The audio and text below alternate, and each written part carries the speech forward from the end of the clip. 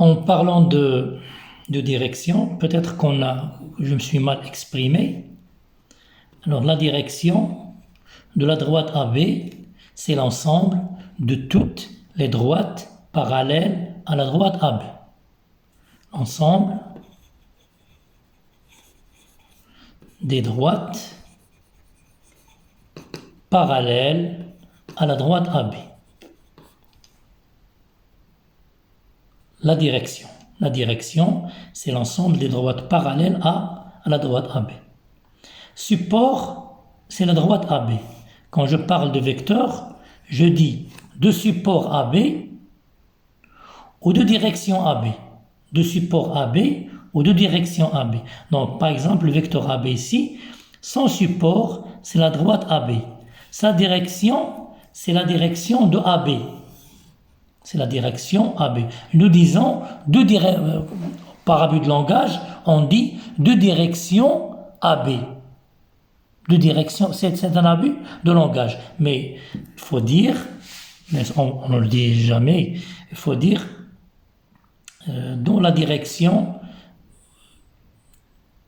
peut être a pour représentant AB ou quelque chose comme ça, mais on dit généralement deux directions AB.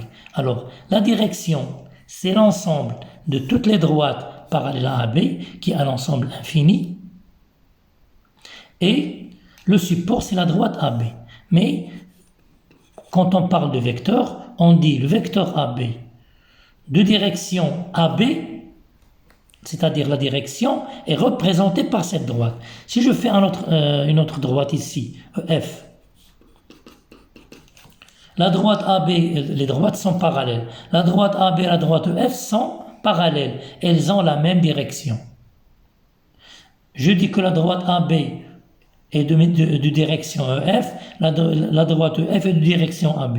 C'est un abus de langage. En mathématiques, c'est comme ça toujours. Il y a toujours des simplifications littéraires pour expliquer ou pour définir quelque chose. Alors, le vecteur AB a pour support AB. Le vecteur EF a pour support EF. Je peux dire le vecteur AB a pour direction AB. Le vecteur AB a pour direction EF. Je peux dire ça, mais je n'ai pas intérêt à le dire. Ça n'a pas beaucoup d'importance. Je dis le vecteur AB de support AB, le vecteur EF de support EF. Exercice. Alors, montrez que pour tout point M du plan, on a MA+. Bien sûr, si vous avez déjà fait la leçon en classe, vous voyez bien que là, je parle de la propriété caractéristique du milieu. Alors, ça veut dire quoi ici? Regardez bien. MA plus MB égale 2ME. Ça veut dire que E est le milieu de AB. De cette écriture, je peux dire E est le milieu de AB. Ce qui est déjà là. Donc, commençons par, alors, l'égalité, je vais voir, l'égalité AC moins EB égale EC équivaut à l'égalité. L'égalité, équivaut à l'égalité. AC, je passe EC au premier membre et moins EB au deuxième membre. Vous pouvez arrêter la vidéo pour bien comprendre ce que j'ai fait. Ou encore,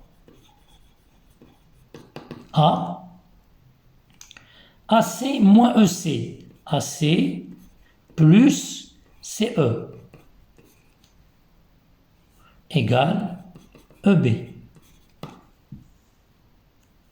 Ou encore, AC plus CE égale AE. AE égale EB. Regardons bien ça. AE égale EB. On a bien que E est le milieu du segment AB. Donc, E est le milieu du segment AB. soit M, un point quelconque. Cette année, en tronc commun, on commence à utiliser des termes logiques, soit M, un point quelconque, quel que soit le point M du plan par exemple. Pour l'année prochaine, en première année, nous allons introduire les symboles. Là, je ne vais pas faire de symboles, on va juste écrire la phrase, soit M, un point quelconque du plan, quel que soit M appartenant au plan P, je note le plan P majuscule, comme ça, P rond, soit M appartient à M, à P, ça va. Soit M un point quelconque du plan. Nous allons commencer par cette écriture. MA plus MB égale.